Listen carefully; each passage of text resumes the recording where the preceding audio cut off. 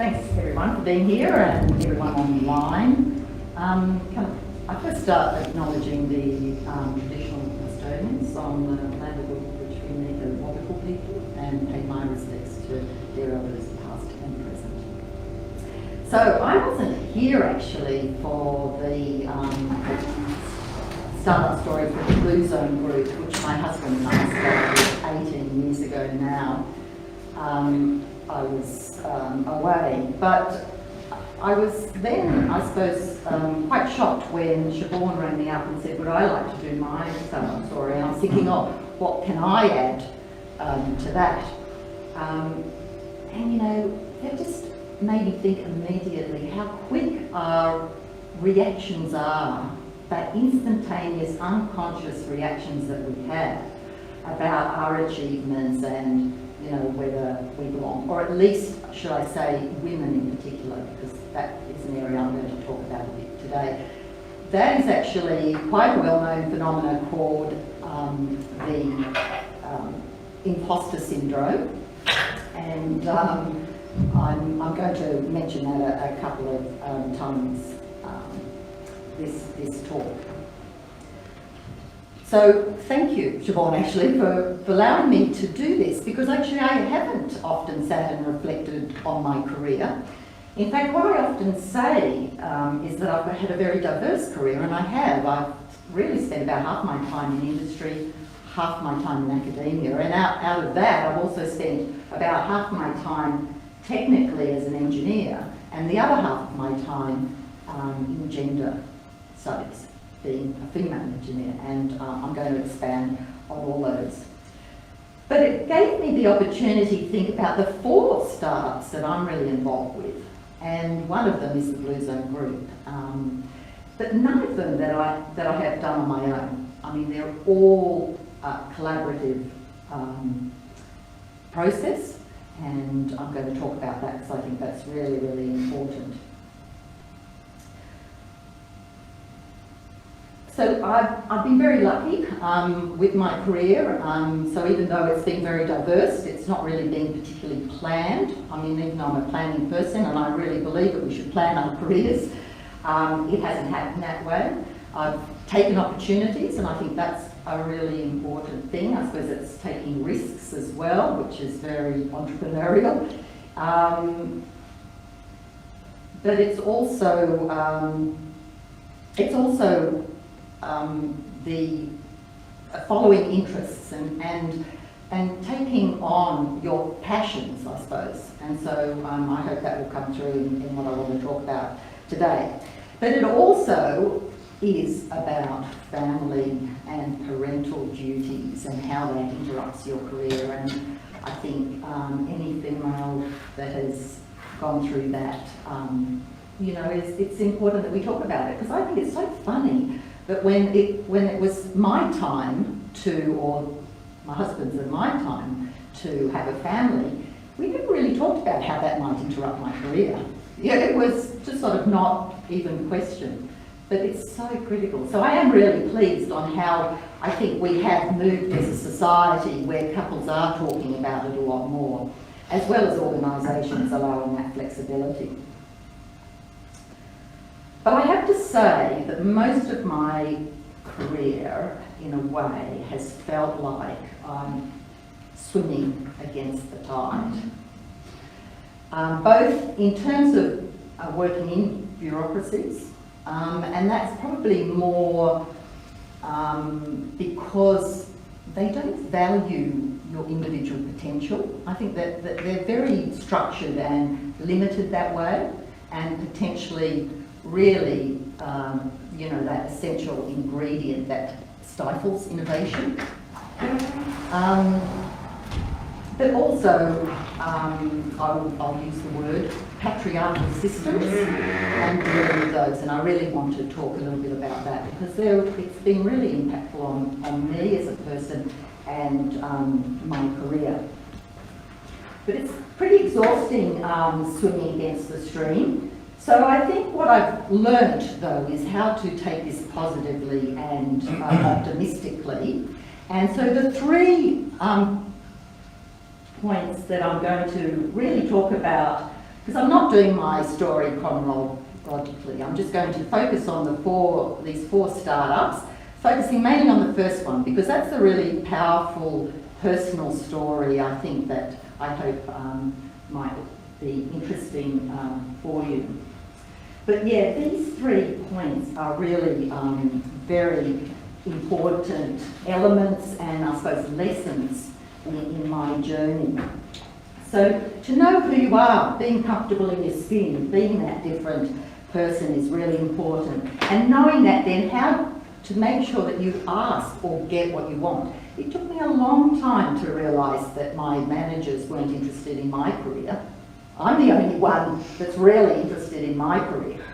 So I think, you know, that kind of asking for what you want is really important, but that you've got to know what you want then, of course. Taking responsibility for your actions then, of course, follows that. But maybe even more importantly is recognising and valuing others' strengths and limitations.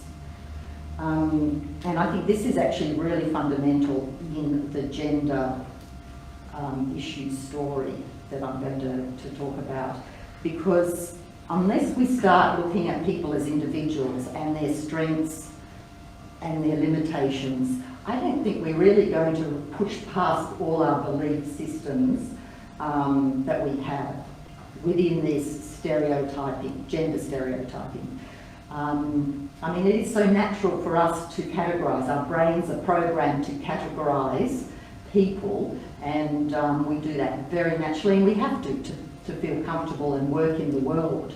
But it's really problematic there, because we start making decisions in our conscious before our conscious mind engages, and we don't move forward. Of course, that then leads to collaboration, because we've got to understand ourselves and others to be able to work well together, and we've got to also have good communication. So that will come up again and again through my story. And then also persistence. I mean, that is absolutely essential, I think, in any startup journey, and it's definitely been something that I've noticed when I was really looking at this. Sometimes, you know, you can be in the right place at the right time, and I think, you know, that's great, it's good to know that, but sometimes the timing doesn't always work. And it's then that you really, really have to work out whether it's still value to keep going, or whether you should pivot or maybe move on. The other reason I use this is because I did a PhD, which I finished about 4 or 5 years ago, in underwater swarm technology. So I was looking at swarms of fish for a long time and wondering how we can set up communication systems between autonomous vehicles underwater to work as a swarm.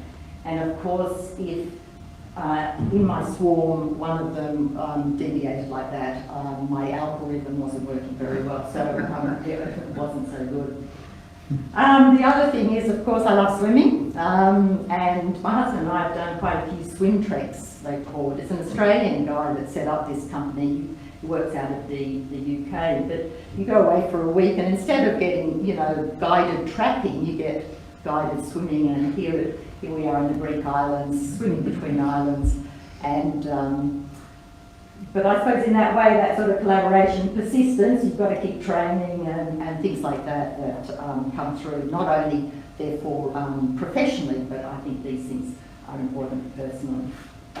So here are the 4 startup stories. As I said, I'm going to focus really on this, my first one, Gender Matters, because really that's more my own in a way, more than really the others that have I've done very much in partnership, although I have a partner, of course, with Gender Matters. So, Gender Matters. So this is a consultancy that I set up with Mark Toner there in the picture, and we advise organisations on gender and unconscious bias issues in the workplace. So Mark and I are quite unique. We're engineers working in gender strategy for organisations, which is quite unusual, but we've obviously been quite interested in focusing on technical companies, but I mean, it doesn't have to be technical in that sense. But I think, you know, it really dawned on me how important that balance of voices, the male-female voice, is in this discussion. We've both had academic and industry careers, and you know, we're coming to it with, I suppose, that kind of experience. Mark was actually the CEO of Incubator, which is a huge global engineering company, and so he's actually gone through those decision makings that he reflects on now to be unaware of the biases that he had. So, you know, it's very powerful. That's Meredith Fuller, that's next to Mark there. She's a psychologist, and we often collaborate with a lot of people, but she's an author of Mean Girls. So she's looked at behaviours in workplaces. And so we obviously bring her in when we need any help in that way, because it's not my and my expertise in any way. And then, you know, we talk with others. Paul Gale Baker is another one who has worked in that imposter syndrome and the inner voice that we have, that negative inner voice that can be really detrimental.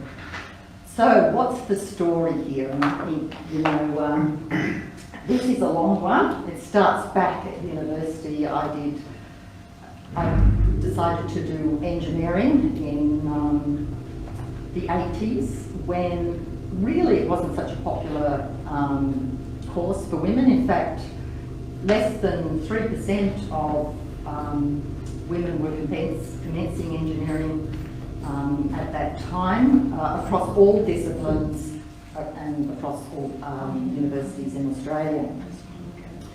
And of course, electrical engineer, and there was even less doing that. Like chemical engineering was much more popular. So it was funny that Dad was an engineer, and he actually wasn't so keen that I did engineering, strangely enough. So he took me to a professor of engineering at University of New South Wales to find out a bit more. I think he was secretly hoping that would actually change my mind. Needless to say, the professor wasn't particularly positive about women in engineering, doing engineering, strangely enough, and not encouraging in any way. So it obviously annoyed me, and luckily my father as well. And when we came out of that meeting, he asked, well, what do you want to do? And I said, I want to do engineering. I want to show that we can do this. But it was really more than that. I think, you know, pretty classically, I was good at maths and science, so I wanted to do something like that. I really wanted to make a difference, and I think that Steve Jobs' comment about making a dent in the universe was, you know, a really powerful motivator for me. So that knowing what I wanted was really, really important. But of course, engineering is not an easy degree, but it was even more difficult, not that I knew it then, but of the persistent negative messages about women being in the environment. Of course, being one of, you know, the odd one out is really difficult. And, you know, they refer to it as a death by 1,000 cuts, which I think is quite accurate in many ways, but not fitting in it because, you know, the stereotype was against you, and so we all really want to fit in. So the natural response, or one of the natural responses, is to be one of the boys. And I think I did actually that very well, because I was actually invited to a Bucks night. So one of my engineering colleagues had invited me to Bucks night, as long as I dressed up as a man. So I did. Isn't that amazing? To fit in, how far you actually go to fit in. The problem with that, of course, is that you condone the environment and you are supporting that environment, that women should change and fit in. But it was, of course, later in this journey that became much more obvious. But as a typical engineer, I just desperately wanted to be seen as an engineer and not a female engineer.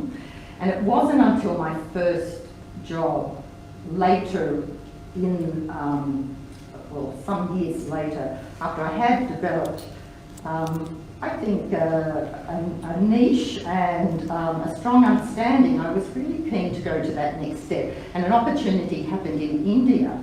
It was perfect for me, perfect for my career, perfect to get there. But I was told that I couldn't. They wouldn't even consider me because it was female. And in India, you know, women aren't in business or seen as leaders. It always struck me as very strange because at the time, Indira Gandhi was the Prime Minister. So, you know, there's these sort of conflicting messages that came through. So of course I did, you know, recognise that it wasn't really a playing field. So I spent, having children, I was looking for a part-time job and spent a couple of years at the University of Victoria, who was trying to then focus on women in engineering. So it was a real eye-opener because that's where my real journey about self-discovery. So that's what knowing yourself is, I think, so important in all our career journey. And then that helped me when we moved to Newcastle. My husband Alan got a job at the Minehunter project. And so when I came up, I went straight to the uni and knocked on the dean's door. It was Graham Goodwin at the time. And I said, look, I'm just had a few years experience down here. I'm really keen to keep going on this and see what I can do. So I was going out there and asking what I wanted. And I was lucky. It was the right time, the right place at the right time, because the university actually was, and this is the mid-90s, a bit of pressure on from the federal government to improve their female numbers in engineering.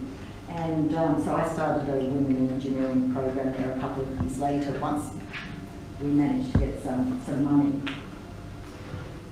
But what I learned, I didn't build that collaborative network. I definitely had advocates in the faculty, and I definitely had a lot of, you know, support, but there was also a lot of questioning, or a lot of, I think it was more fear around this area. And I think that was the failure, was not building a bigger team. There were so many successes, I believe, with it, both increasing the numbers of women starting in engineering at Newcastle, as well as the staying in engineering. But I've just lost my train of thought. But it was the work that I did, because I went to every interview, because I was the only female in the faculty. So I was the first female employed in '96 in electrical engineering here at this faculty. And the only one in the faculty at that time, and I believe the only previous female academic was Judy Roper, who is now at the University of Wollongong, I believe still. So when I left, there were 6 women academics. So I think that was a real success. But I think it did stop, because to move, to change, to what felt like swimming against the tide, but it was really, I didn't recognise that collaboration that needed to happen, and to bring other people really along with me. So in persisting on, after that wasn't so successful in some ways, I went to Engineers Australia and really re-established the Women in Engineering Committee down there, and in 2007 managed to run a themed year. So Engineers Australia sort of promoted in 2007 the year of women in engineering, and this was our image, I suppose, that we used. It was interesting that, because it took several years to convince this male-dominated organisation to do this, and it was really partly because on the board there was one female. And of course, she didn't agree yet with identifying and supporting women in this way. And look, I think we've got to recognise this is really tough for all of us, because we've all grown up and lived in the same social norms and gender stereotypes. So we're all going to think often in the same manner unless we stop and consciously change. So, as I said, it took a few years, and I have to say she did change her tune, and she did support it in the end. So that led then to Gender Matters starting, because Mark was I selected as one of the male champions of change for that year. So this is before Elizabeth Broderick brought it in nationally. And Mark and I actually went around the country having quite a bit of fun, presenting and doing workshops and talking about playing the corporate game, and talking to female engineers about how do you act, how do you behave, and how can you change workplaces so that you can fit in, and just learned so much. So, I mean, I know that's been a long discussion and journey, but it's been really important how, that building up and that persistence, when, you can finally put it into something useful, and that was Gender Matters, which we've been doing now for a number of years.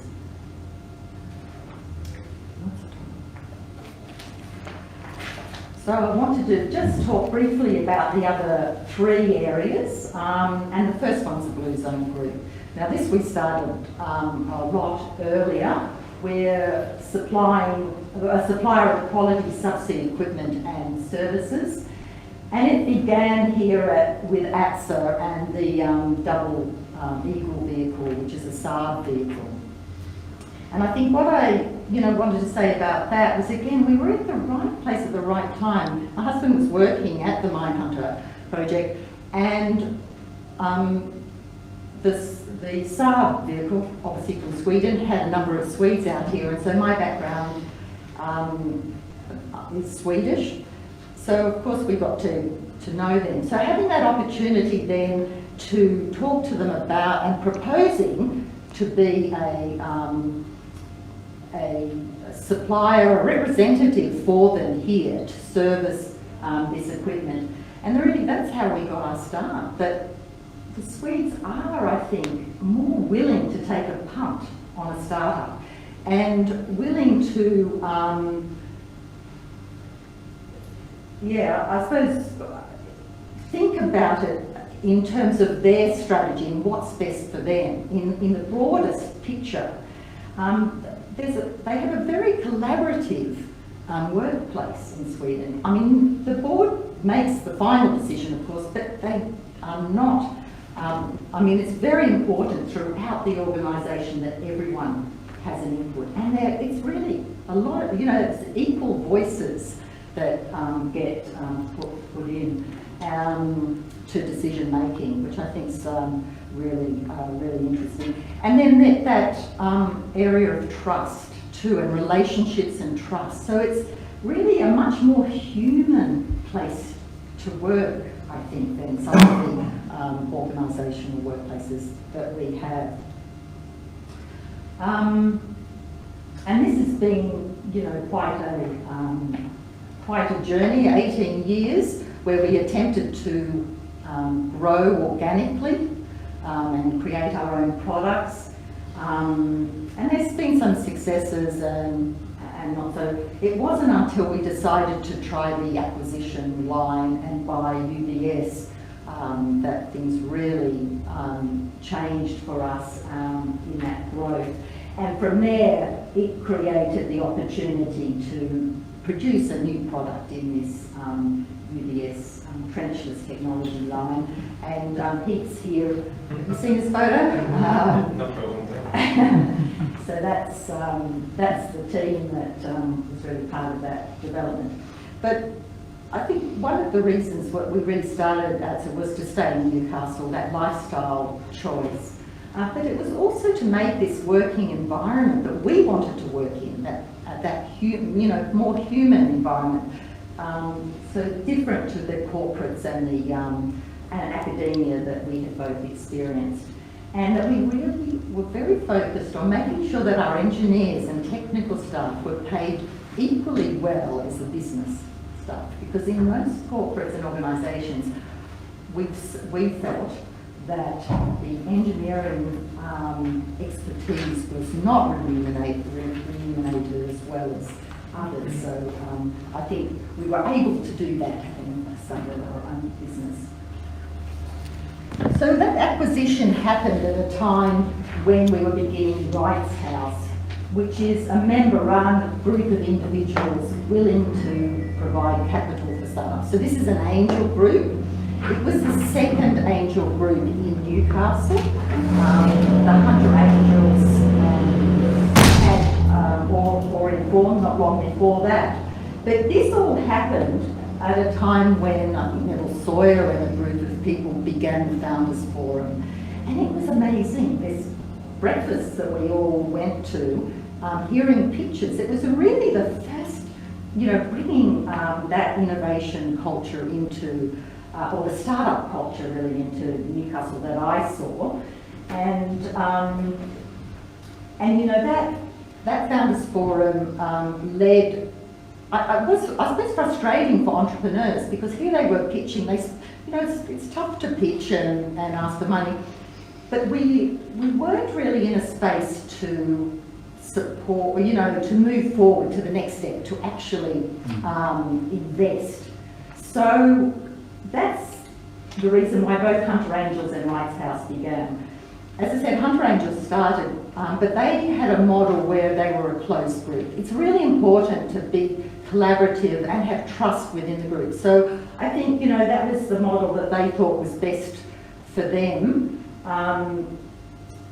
Because, you do this due diligence on your startups together. Even though you invest separately, you do it together. But the advantage is, of course, when you do it together, you can pool the small amounts of money that individuals can put into a bigger amount, so it's good for the startup. Rights House started because none of the rest of us weren't able to join the Hunter Angels, and we wanted to do it. And not that it's competition, but I think we actually did the first investment. And that investment, Mertec, is still around. They're expanded into the US. And they're still asking for money, so. But Darren and I have done 10 investments since 2000, and only one has failed, fingers crossed. And we've exited 2 smaller ones where we've got our money back, but we're still really hoping for the big one, and it's really exciting. So, anyone interested in looking at investing can do it through the super now and stuff like that. I think this is a great way, and we've got a lot of experience and knowledge now in the Hunter through these groups. And then, of course, 1804, and this I think is an amazing story. It really was founded by Andrew Mears, who was here on this end next to me holding that banner, and James Giblin. They were both starting up companies in the clean tech space and wanted to find a place where they can work together and support each other in that sense. And managed to get a Newcastle City Council grant. And then I think they realised, well, we're both working on our business. How can we start making sure that we can grow 1804 and get other startups involved? And so they asked me to be the inaugural chair, which I still am, and still working at. But it is great. This is an entrepreneurial space for entrepreneurs, and I think that really is reflected of, here's a trip that we did last year to China to look at potentially manufacturing over there. Because 1804 is around, the specialisations that 1804 do is the verticals of clean tech and smart city. So the focus is really on commercialisation. I'm very conscious of the time. And also hardware based. And that is really important because I've heard the term actually, it was in China, somebody said, software makes you soft. And in a way, software companies have really defined the criteria and the experience that people have about startups. And it really is so different for hardware startups. So we have a makerspace where startups can sort of develop prototyping of the product. So that was definitely a sign to finish. Yeah, so prototyping. But you know, it really is around, I think, the runway. So these startups, these hardware startups, take a lot longer to get to revenue or really get to scaling where they can be independent as a startup. And you know, it's only recently, really, having now not only invested and then being involved with the support and mentoring of startups, that I've seen that difference. You know, really, the software startups aren't scaling in 6 to 12 months. You then start questioning whether it's really a viable product then. Whereas for hardware, I'm seeing hardware startups taking 3 to 5 years in the valley of death, where they are attempting to find enough money to keep surviving and keep going on. So I mean, it really is different, and it's the business model to minimum viable product is very different, and of course the revenue model, getting out there and marketing. And I just wanted to say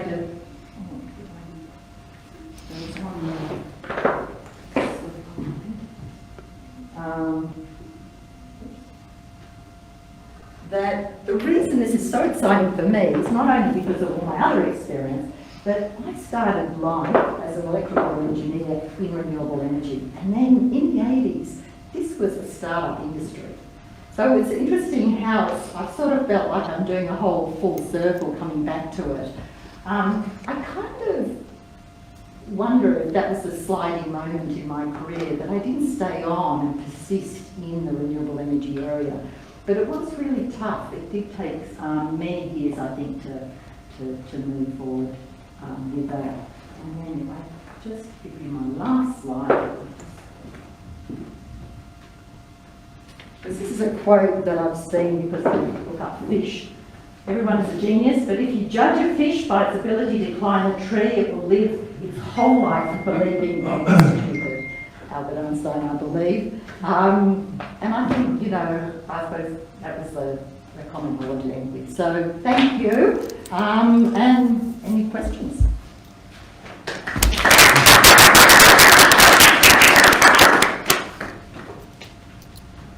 I have one. It's around, given your area of interest in gender equality, how that applies to startups and specifically founders, and what you think might be some of the challenges facing women who want to establish their own businesses, but more specifically startups, and what we might be able to do to encourage and support them. Look, I mean, the challenges are enormous, I think, for female entrepreneurs. In fact, it was last year, there was an article where I learnt about Keith Mann. So I don't know if anyone's met Keith Mann. So this is two female founders starting a company. It was a software company, but they just were frustrated by not being able to get any decent advice or support or help financially. So what they decided to do was create a fictitious figure, Keith Mann, and they sent all their emails out to Keith Mann, and guess what? They got great advice. They were getting, offers of support. They just say it was a completely different story. So, I mean, that I think it just illustrates the incredible different approach that we have. And you know, it is those decisions, or it's the influence that we have in our unconscious, those stereotypes and norms that I think come through.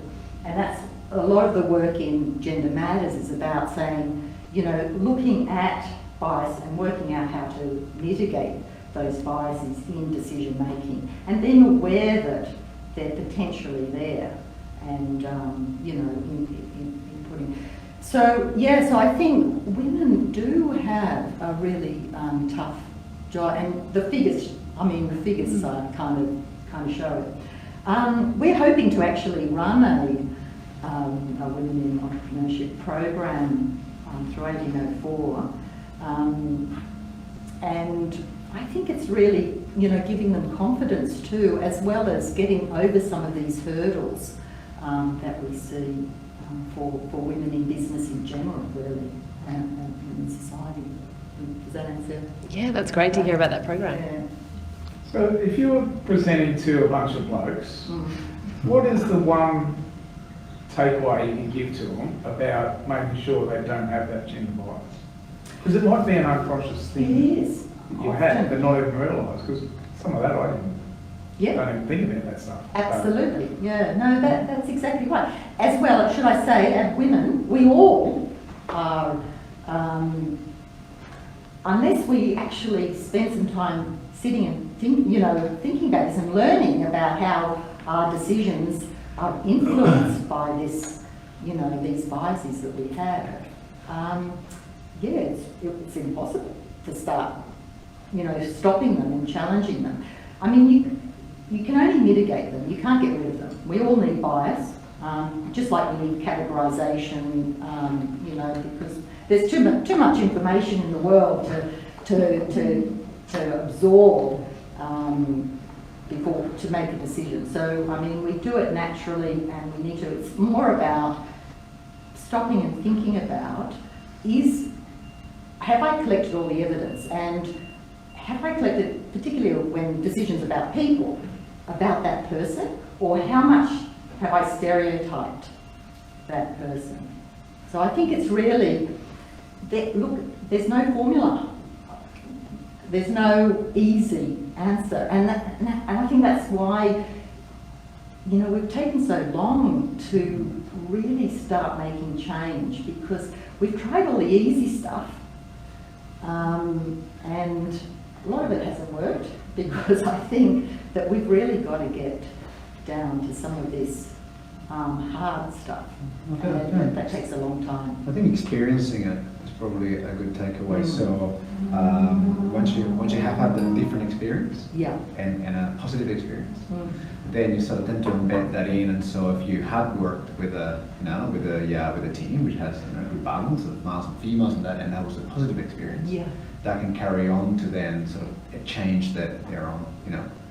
I think I've got a comment. One is something I've observed, and there's a question based on that. Now, I happen to be looking at, was it Slovakian? I can then say that. Slovakian. Yeah, $30 billion a year. And I went to the front page, I think it's the front page of their website, and it's about 20 million. Yeah. There's a picture of just nothing but men. And that just struck me as, because I've been busy teaching students about having a diversity of individuals employed, so you get a diversity of thinking. You know, engineers, HR, marketing, sales, finance people. So we see the benefit from having a range of different skills, experiences, and attitudes. And when I look at America, we've got some people like the head of HP, Carly Fiorina, but they have a different attitude to women in the US compared to Australia or anywhere else. Well, I mean, I suppose the first thing I thought of is, how productivity and creativity increases with a more diverse team. So I don't think, we definitely don't want to go to all women either, because I don't think that necessarily works. I mean, it's more about finding the balance. But I'm reading a book called The Athena Doctrine at the moment. It's a book, I don't know if anyone's heard about it. They've interviewed and been around the world. It's a global sort of study, about 64,000 individuals. And I suppose its basic argument is that we do have to feminise organisations and management. And I think that's what I suppose that's what attracts me, not only I think because I'm Swedish, but attracts me to the Swedish system and way, and why it's been so great through Blue Zone and our original company ATSA to work with them and to see it, because you don't necessarily see it as from a family perspective, but when you see it in a workplace, you know, you can see that more feminine approach to working. And yeah, so Athena Doctrine is really writing and looking at all the places that are succeeding today are succeeding because of the female voice that is coming and integrating in a equal way, you know, to the I find it interesting in terms of, I keep hearing about who voted for Donald Trump. This is actually relates to the same question. So there seems to be a lot of older males feel like society is moving against something here. We've got challenging white Anglo-Saxon males. Yeah. Because women are suddenly expressing their voice. So it's strange, there's a lot of inertia because of fear from males. Or fear in general. Sorry? Fear in general. Yeah. Fear in general, yes. Because they're somehow realising that they thought they were this omnipotent group, and suddenly now they're actually seeing challenge to them. Well, there's Nothing's also right that should be challenged. you know, it's also not. I think it's also not understanding. What's that? You know, if you're in a position of privilege, it's really hard to see. You know, disadvantage, and that really struck home to me when I was organising the engineering the Australian Engineering Indigenous Summer School up here in Newcastle, and I had this really lovely conversation with it was a group of Indigenous students that came, and you know, I realised how privileged I was. Whereas, you know, I'd been in engineering through my course and my career, and then in doing these women engineering programs, I was feeling quite as I was swimming against the tide and so different, and you know, everything. And so it was really, really wonderful to feel, you know, recognise that, you know, my privilege here, and that I suddenly had to, you know, recognise that I needed to change it and think about it differently as well. So it's partly that too, I think. But it is interesting what you say, because I was talking to a couple of women in tech, and they went to a tech conference, and they were in the minority. There were not many females in tech there. And the attitude that they got from some of the elder men, so to your point, some of the elder men in the audience or not in the audience at the conference, was quite remarkable. And it is interesting, you know, there's been this argument for a long time too that the pipeline will change when you change, but the problem is that, you know, and every generation has said, oh, we're going to fix it, you know, we're great, but it hasn't happened because of these. Sorry, can I have this? I've had a lot of female and male graduate engineers, and it was fairly aligned organisation, so there was the gender diversity was very much in place. So, but I found a lot of that imposter syndrome. So the way I encourage and develop the male engineers seem to have more confidence. And even if that was fluff and bluster, and a lot of the time they didn't know the answer, but they had a lot more confidence. So there's a lot of negative, I suppose, self-talk going on.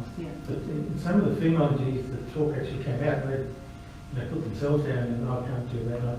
And so I found that a challenge of getting down to more subtle. So it's not just a matter of numbers or the organisation. Once you pass that and you start hiring numbers and the organisation encourages it, we didn't have a lot of the white male, older imposing. That wasn't the culture. But it got down to the subtle stuff like the imposter syndrome. And I found that how do you get rid of that and get them more confident, the female engineers. That was the challenge. So yeah, whatever you're doing in gender matters, hope it addresses that Yes. level, Mm. not just the numbers and high level stuff. No, it's all about how decision making when you get to that point.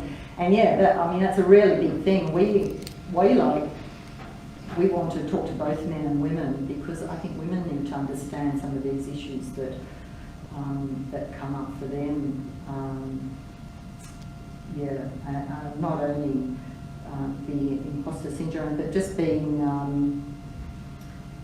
not having come from recognising that, all the experiences they've had and I suppose the norms that society have expected of them are really quite strongly ingrained. And that, you have to reverse it. Well, I'm surprised, surprised that I had that imposter syndrome when I was asked to do this. And, surprised every time when I pick myself up on different stereotypes that, just are so ingrained. It's a lot of work for all of us, I think, to really start But changing. it's an interesting point. So being an older man, I'm guilty. But you're right. It requires a certain amount of reflection in your life to recognise the position you've been given, or Yeah. maybe when you're a younger man, you don't appreciate how generous societies often do, particularly if you're white. Yeah. But also in terms of, I keep thinking about, I'm not sure if you're a young female engineer applying for a job, your potential, getting past that first, the resume dropping in the letterbox, there's a lot more unemployment amongst young female engineers than there's amongst male, I don't know. What they say is that they drop out a lot quicker. By 30, there are, and this is an old statistic, I haven't seen anything recently, but it was clear that very few women with children continued in engineering. I think that is definitely changing now, because as I said, I'm witnessing, and I think it's wonderful to see parents now talking about how do you interrupt your career, rather than it was always the female responsibility. Although the statistics haven't actually changed a lot, I think women still are the major responsible person at home and things like that. But I think, we are slowly changing, and I think that's going to be a huge, an important change when we get organisations to really start insisting that, it's parental care, it's not paternal and maternal care, and that it should be a balance. But but everyone's got to make their own decision too, and I think that's why you've got to know yourself, and you've got to know what you want, and you've got to be able to communicate that too and ask. And I think women don't ask. That's a big problem. They don't ask for pay rises, and it does come from that the classroom. They say, that the way that we've been brought up, and there's a lot of experiences in the classroom that aren't good for women in the corporate or business sector. We've been told to sit back and be, obedient and quiet and, that kind of thing. So, yeah. And if a girl speaks up, she's bossy, but if a boy speaks up, he's... That is, labelling, oh my gosh, labelling, and that, the aggressive versus assertive, so an assertive woman doing the same behaviours as a man is called aggressive, it's the... Can I ask you a question? So, there is a tendency for, genders and doing different activities, like, a midwife rarely is a male and a nurse and so on. So what's the root, do you think? So do you think it's just how society perceives it? Or is it, I suppose, a bit on the makeup or, the gender, the different gender brain or whatever, I don't know. I suppose our approach to that it's not an anomaly, right? No. It's not an anomaly, clearly. Yeah. You know what I mean? It's not, But I mean, it's not happening with some generations. Why should people believe because I'm a female, I'm not as good at maths, or that I'm not going to be as good an engineer. Yeah. And that is the message that I have got my whole life. Yeah, yeah. And even, even my PhD in underwater communications, when we go to some of these meetings, they'll talk to my husband. I mean, he is an engineer and he understands a lot of it. But even if it's in my technical area, they won't ask me. They'll ask him. And that is a problem with confidence too, then eventually when it just grinds you down. Do you mean calling it out and saying to them, actually, you need to be speaking to me about that, not him? Yeah, and that is interesting. It's hard in business because you've got to develop relationships as well. Yeah, so no, that is hard because we all say that we will call out all this discrimination, and it says something like 80 or 90% of people will, in all the research says that we'll definitely call out discrimination if they see it. But how many do you reckon? Zero. The research showing no one, because everyone justifies it. Oh, that might be because of that, the particular situation, or they were joking or something like that. It is really hard. Yeah. Really, really hard. But I'm not sure if this is right. But, I'm not sure if we have a bias towards certain industries, because at one time it required physical effort. The car industry was full of males or something, or the construction was full of males. Therefore, there will be a large workforce, we're all male. Yeah. So now as we move into smart technology and robotics, that's changing. I don't know, it's good. And that's why our message is much more, from Gender Matters' point of view, and personally, is much more around gender equity rather than equality. And I know they're just used interchangeably, but we're sort of trying to say, well, there is a difference. For us, gender equality equals is around numbers, and that is not what we're focused on. It doesn't matter if there's equal number. It's more about opportunities. It's more about having, equal rights and opportunities. Yep. And that's the focus on that. And that's why the focus has to come down to the individual rather than relying on the stereotype. It immediately becomes a minority group. That's the thing about it, and then minority groups amongst a community that get kind of, marginalized. That's just it. Yeah.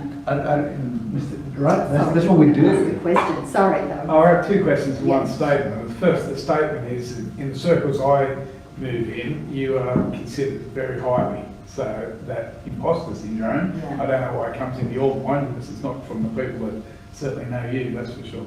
Thank The you. question is, what do you feel about quotas?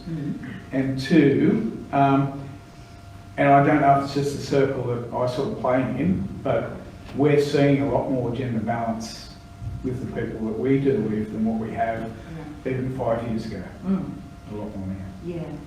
No, look, I think things are moving really positively.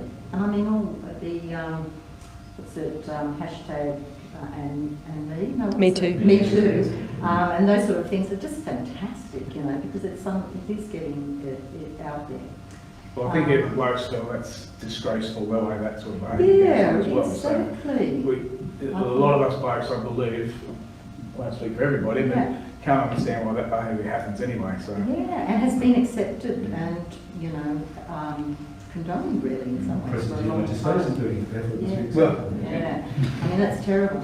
So in quotas, I know that is, that's a tough one. I suppose I have to say, personally, I generally don't agree with quotas.